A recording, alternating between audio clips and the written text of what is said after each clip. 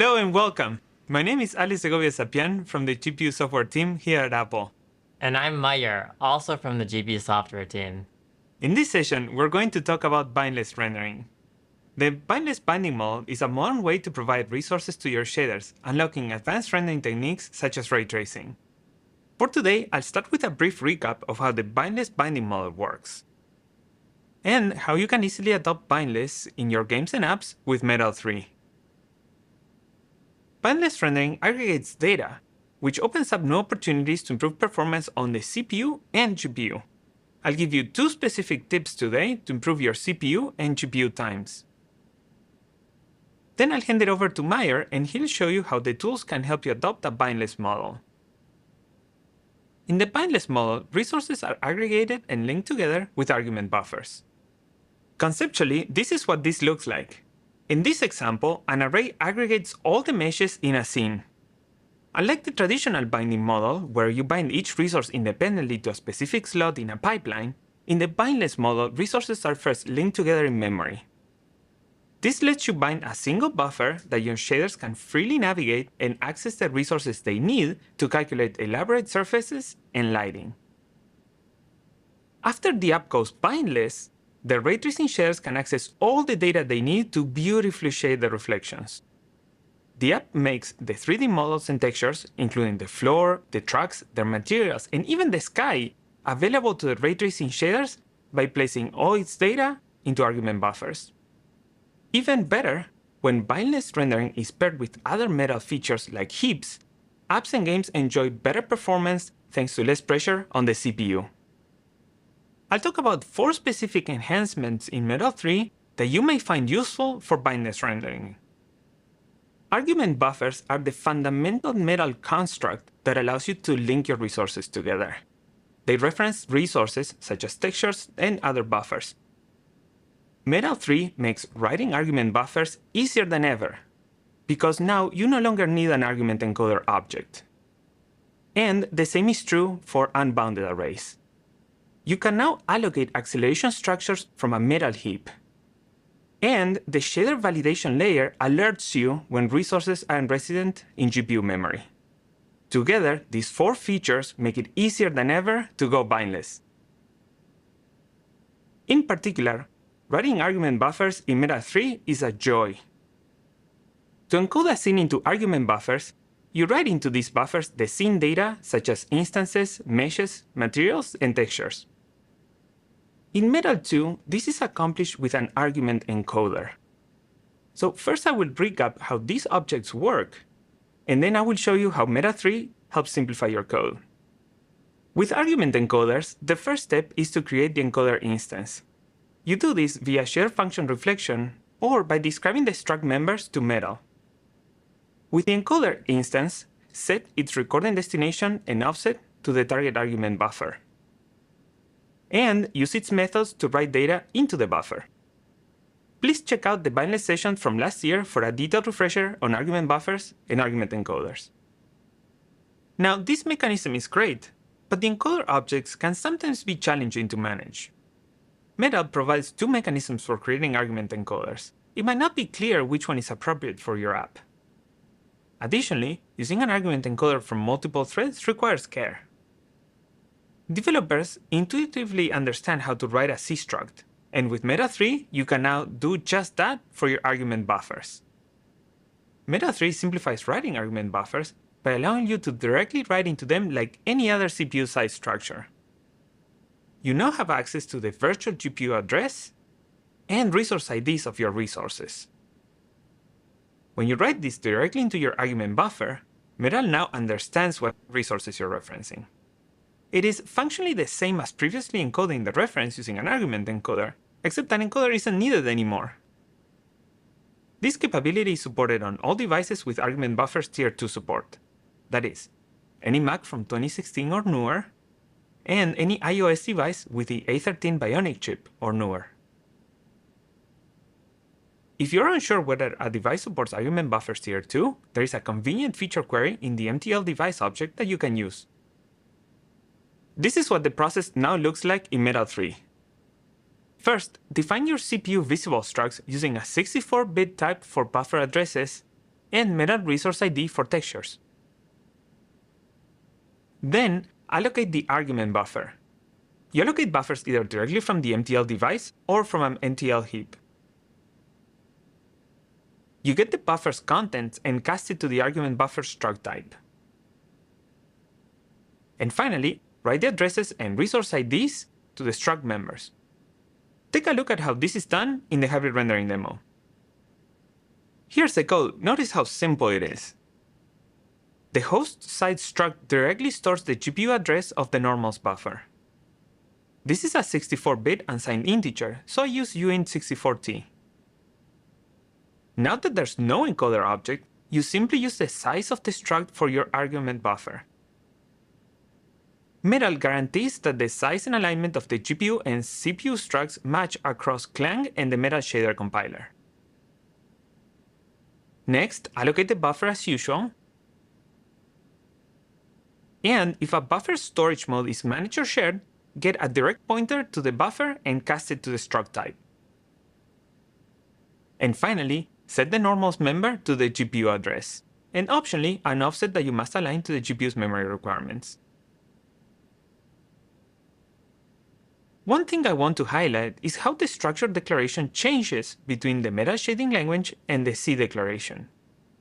In this example, these are kept separate, but if you prefer, you can have a single struct declaration in a shared header and use conditional compilation to distinguish between the shader compiler types and the C types. Here's a unified declaration in C. The metal version macro is only defined when compiling shader code. Use it to separate GPU and CPU code in header declarations. If your app targets C++, you can take this further and use templates to make the declarations even more uniform. Check out the argument buffer sample code for best practices. Now that's how you write one struct. But you can also write many structs using unbounded arrays. You could already implement unbounded arrays in Metal using argument encoders. But Metal 3 simplifies the process even further by bringing it closer to just filling out an array of structs. Here's what's different compared to just writing one struct. You now need to allocate enough storage for all the structs you want to store. And then iterate over the array, writing the data for each struct. Back to the code sample. First, expand the size of the buffer to store as many structs as meshes in the scene. Notice how this is exactly the same you do for a CPU buffer. Multiply the size of the struct times the mesh count. I want to take a moment to note how powerful this is. This single variable completely controls the size of the array. The shader does not need to declare this size to the Metal shader compiler at any point, and it's free to index into any position. This is part of the reason the bindless model is so flexible in Metal, because you write shaders that access arrays of any size with no constraints. It just works. Next, allocate the buffer of this size and cast a pointer to the contents to the correct mesh struct type. Now that the buffer is large enough, walk it with a simple for loop straddling the size of the mesh struct. And finally, directly set the GPU address of each struct in the array, and optionally an align offset. From the GPU side in the shader, this is one way to represent the unbounded array. Here, I declare it as a mesh pointer parameter that I pass to the shader. This makes it possible to freely access the contents directly, just as you would for any C array. Another option is to pull all the unbounded arrays into a struct. This helps keep shaders neat by aggregating data in a single place. In this example, all the meshes and materials are brought together in a scene struct. Using the scene struct, the scene is passed directly to the shader by binding a single buffer instead of passing every unbounded array separately. And access is just like before, but now the mesh array is reached through the scene struct. And that's how to write argument buffers and unbounded arrays in Meta 3. The completely revamped API now makes it more intuitive and matches what you do for CPU structs or arrays of structs. With this year's ray tracing update, ray tracing acceleration structures can be allocated from metal heaps along with your buffers and textures. This means they can be aggregated together amongst themselves and with other resource types. This is great, because when you aggregate all acceleration structures into heaps, you can flag them all resident in a single call to use heap. This is a huge opportunity for significant CPU savings in your application's render thread. Here are some tips for working with acceleration structures in heaps. First, when allocated from heaps, acceleration structures have alignment and size requirements that vary per device. There is a new query to check for the size and alignment of an acceleration structure for heap allocation. Use the heap acceleration structure size and align with the descriptor method of the MTL device to determine the size and alignment for structure descriptors. Keep in mind this is different from the acceleration structure sizes with descriptor method in MTL device. Now that acceleration structures are in an MTL heap object, call useHeap to make them all resident in a single call. This is faster than calling useResource on each individual resource. And keep in mind that unless you opt your heap into hazard tracking, Metal does not prevent race conditions for resources allocated from them. So you will need to synchronize the acceleration structure builds between one another and with ray tracing work. Don't worry though, I will talk more about this in a moment. For more details on this and other ray tracing performance advances in Meta 3, make sure to check out the Maximize Your Metal Ray Tracing Performance talk this year. Using heap-allocated acceleration structures provide an opportunity to reduce your app's CPU usage when it matters the most. Last but not least, here's one of my favorite features this year, shader validation enhancements. On the topic of use resource and use heap, it is very important that apps flag residency to Metal for all indirectly accessed resources. Forgetting to do it means that the memory pages backing those resources may not be present at rendering time. This can cause command buffer failures, GPU restarts, or even image corruption.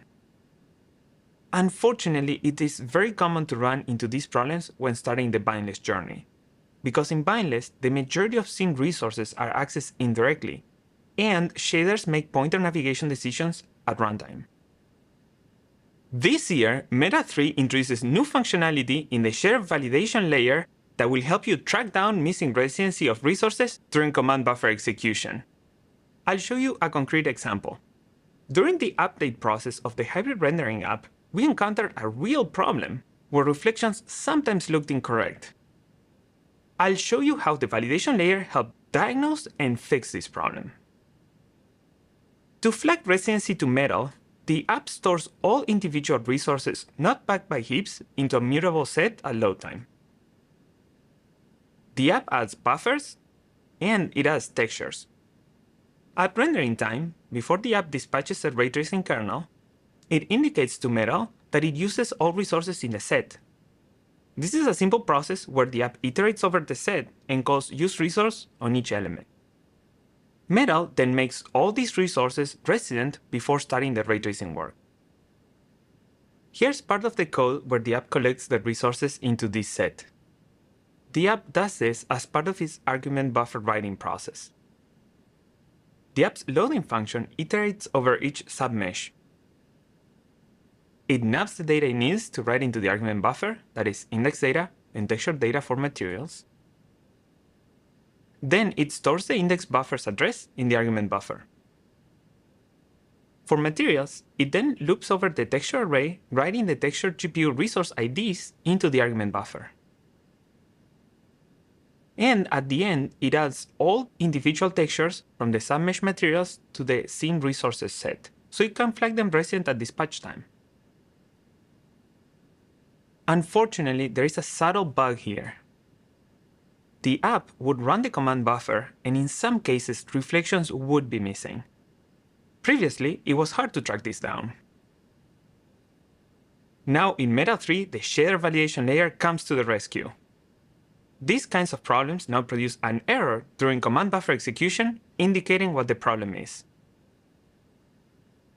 The error message indicates, the name of the shared function that triggered the problem, the name of the pass, the Metal file and line of code where it detected the access, and even the label of the buffer, its size, and the fact that it was not resident. As a pro tip, this is why it's always a good practice to label Metal objects. The tools use the labels, which is helpful when trying to identify which object is which while debugging your app. With all this detailed information in hand, it's now easy to find the missing resource in the shader code. What's even better is that when the debug breakpoint is enabled, Xcode conveniently shows the exact line in the shader code where shader validation detects the problem. In the case of the demo app, it is the indices buffer that is not resident. The fix is now straightforward. Going back to the code, the app now stores the missing index buffer into the resident resource set. With these changes, later at ray tracing time, Metal knows to make the index buffers available to the GPU, solving the issue. This is an essential tool and a complete game changer that will potentially save you hours of debugging time in your bindless journey. So those are the enhancements Metal 3 brings to help you organize and refer to bindless resources. Now I'm going to switch gears and talk about how to maximize your game's performance when going bindless. In this section, I will cover two topics: unretained resources and untracked resources. These tips will help you get more performance out of both your CPU and your GPU when you have long-lived and aggregate resources. Now, to talk about how to improve CPU performance with long-lived resources, I will first recap the Metal resource lifecycle. Objective-C and Swift handle object lifecycles via reference counting. Metal resources follow this model. Resources start with a retained count of 1, and the runtime deallocates them when all strong references disappear. Because the CPU and GPU operate in parallel, it would be a problem if the CPU deallocated a resource by allowing its retained count to reach 0, while the GPU is still using it. To prevent this, Metal command buffers create strong references to all resources they use, ensuring the retained count is always at least 1. Metal creates strong references for resources you directly bind to a pipeline with functions such as setVertexBuffer or setFragmentTexture, and this also includes render attachments.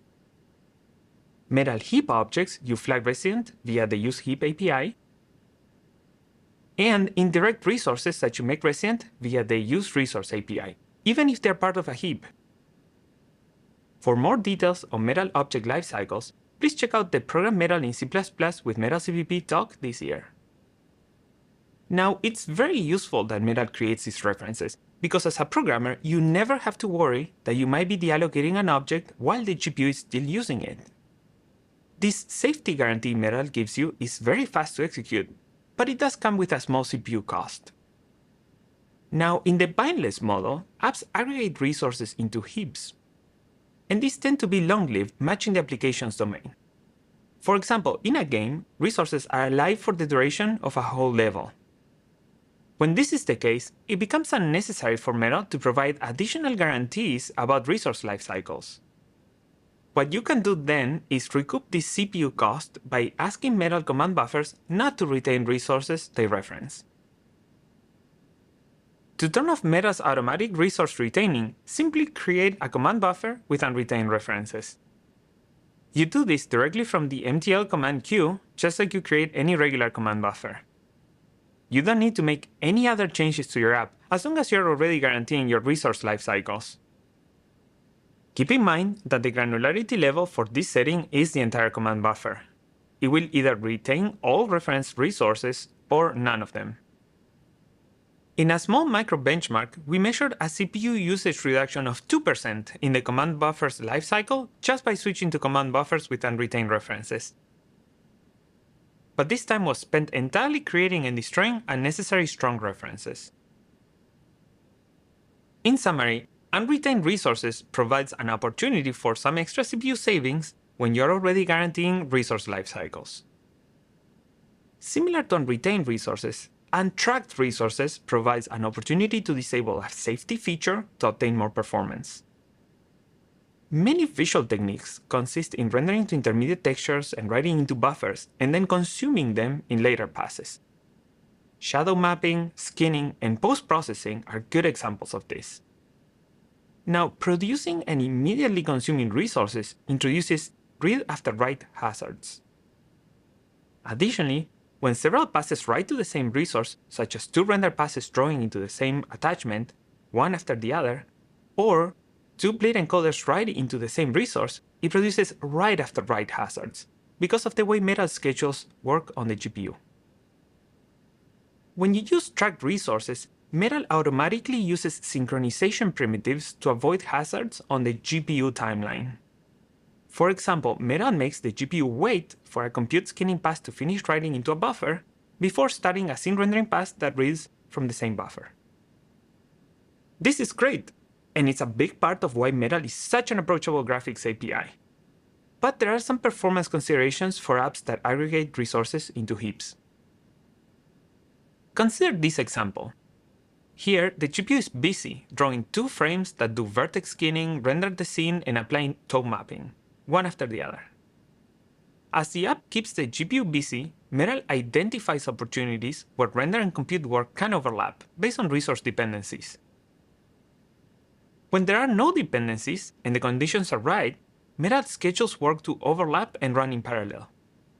This saturates the GPU and it allows it to get more work done in the same amount of wall clock time.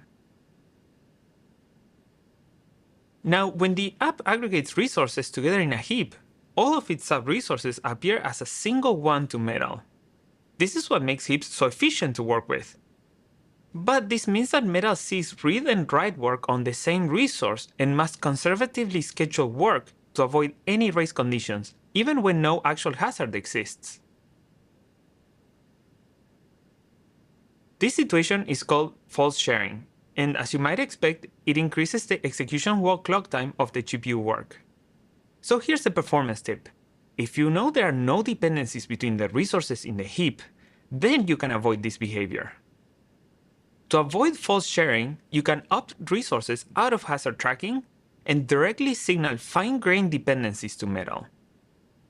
You opt out of resource tracking by setting a resource's descriptor hazard tracking property to untracked. Because this is so important, it is the default behavior for heaps, as it allows you to unlock more opportunities for the GPU to run your work in parallel right out the gate. Once you start using untracked resources, you express dependencies using the following primitives. Depending on the situation, use fences, events, shared events, or memory barriers. Metal fences synchronize access to one or more resources across different render and compute passes within the context of a single command queue. This is a split barrier kind of primitive, so the consumer pass waits until the producer signals the fence. The only requirement you need to keep in mind when using fences is to commit or enqueue your producer command buffers before your consuming command buffers. When you can't guarantee this order or need to synchronize across multiple queues on the same device, use Metal events. Using events, the consumer command buffer waits for the producer command buffer to signal the event with a given value. After it signals the value, it is safe to read the resource. Use events to tell a GPU to pause work until a command signals an event. MTL shared events behave very similarly to regular events, but work at a larger scope that goes beyond a single GPU.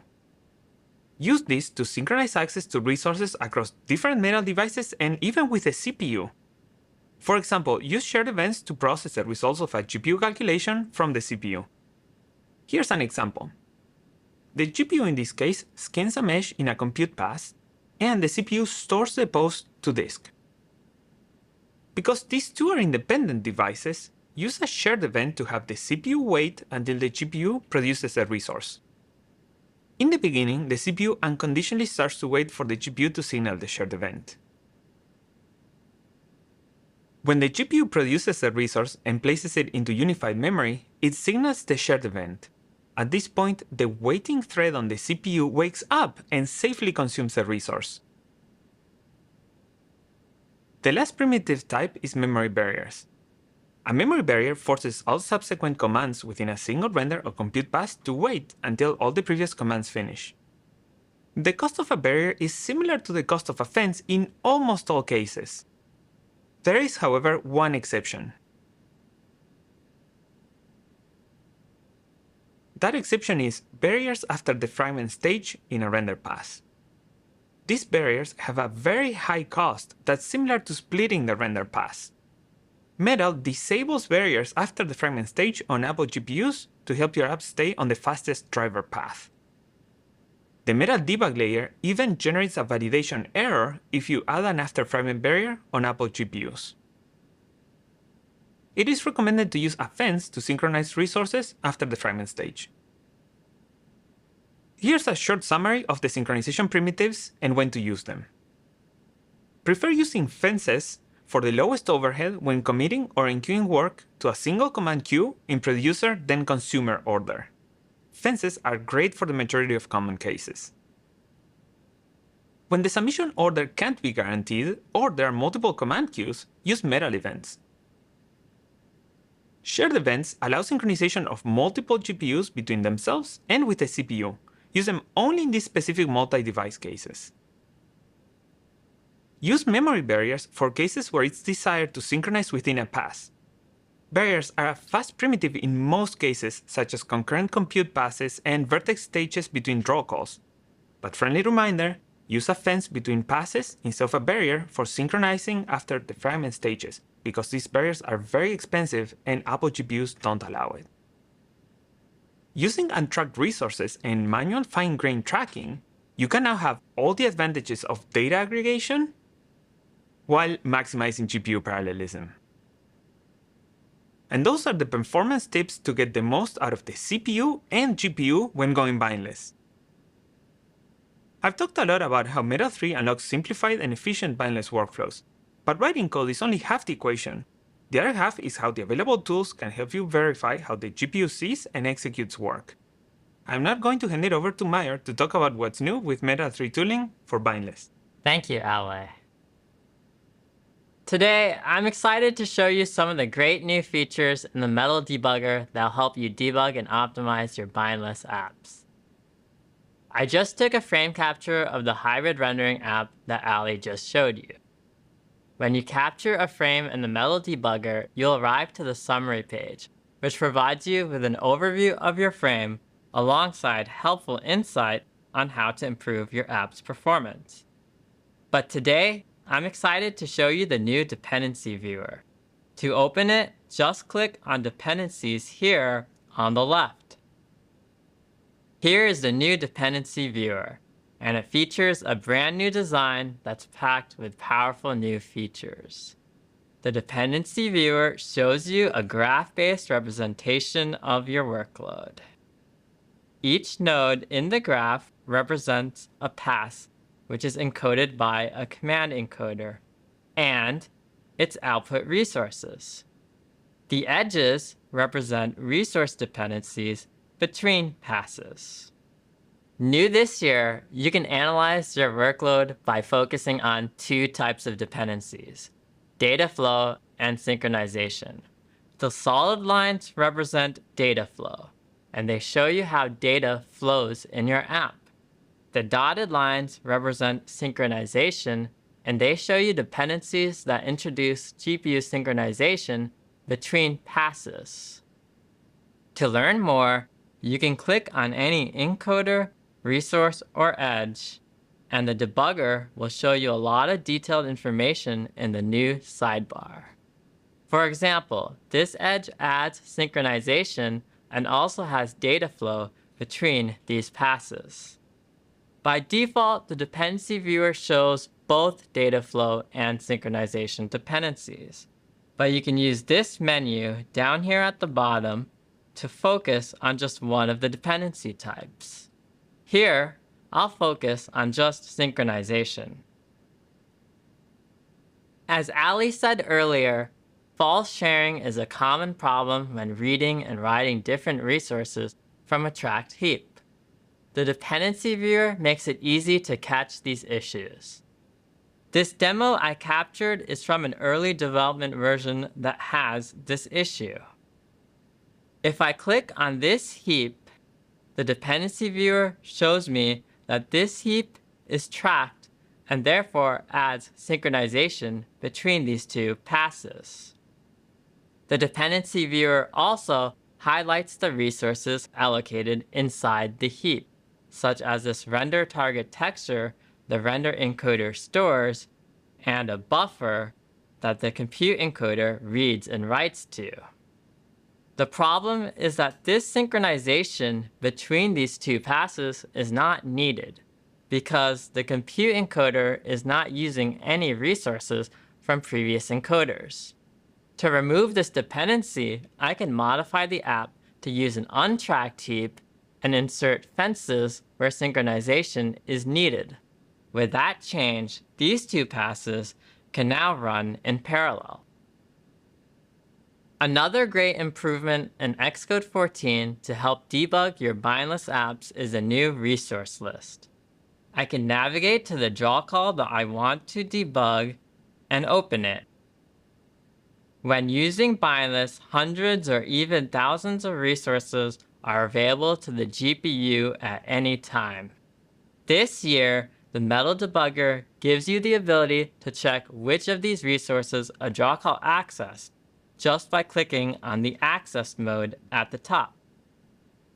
Now, the debugger shows me only the handful of resources that this draw call accessed and the type of each access. This is really useful for understanding what resources your shader has accessed from argument buffers.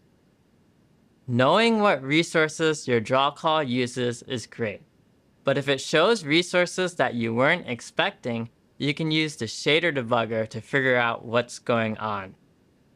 To start the shader debugger, just click on the debug button here in the bottom bar, select the pixel that you want to debug, and hit the debug button. And now you are in the shader debugger. The shader debugger shows how your code was executed line by line, including which resources were accessed. For these lines, the shader reads textures from an argument buffer.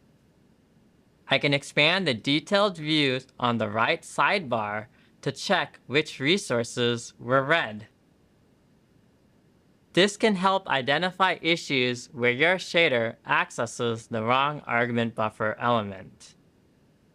In this demo, I've shown you how to use the new dependency viewer to analyze and validate resource dependencies, how to use the new resource list to understand what resources a draw call accessed, and how to use a shader debugger to analyze line by line how a shader was executed. I can't wait to see how you use these new features to create great metal bindless apps. Back to you, LA. Thank you, Meyer. That was an awesome demo. To wrap up, Meta 3 brings a lot to the table for going bindless. With simplified argument buffer encoding, acceleration structures from heaps, improvements to the validation layer and tools, Meta 3 is an excellent API to bring effective and performant bindless to your games and apps. With this year's enhancements, the hybrid rendering app is looking better than ever. We are releasing this updated version of the app with full source code in the Metal sample code gallery. You can download, study, and modify it, and as an exercise, I challenge you to take it even further and add recursive reflections to the mirror surfaces. I can't wait to see what you do with it. There has never been a better time to go bindless with Metal 3. Thank you for watching.